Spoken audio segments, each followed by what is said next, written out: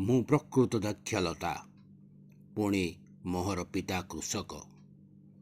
ମୋଠାରେ ଥିବା ଯେକୌଣସି ଶାଖା ଫଳ ନ ଫଳେ ତାହା ସେ କାଟି ପକାନ୍ତି, ଆଉ ଯେକୌଣସି ଶାଖା ଫଳ ଫଳେ ଅଧିକ ଫଳ ଫଳିବା ନିମନ୍ତେ ସେ ତାହା ପରିଷ୍କାର କରନ୍ତି। ମୁଁ ତୁମମାନଙ୍କୁ ଯେ ବାକ୍ୟ କହିଅଛି ସେଥିଯୋଗୁଁ ତୁମମାନେ ପରିଷ୍କୃତ ହୋଇସାରିଅଛ। ମୋଠାରେ ରୁହ, ସେଥିରେ ମୁଁ ତୁମମାନଠାରେ ରହିବି।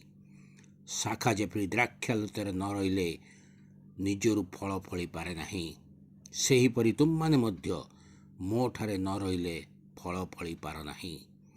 ମୁଁ ଦ୍ରାକ୍ଷାଲତା, ତୁମମାନେ ଶାଖା।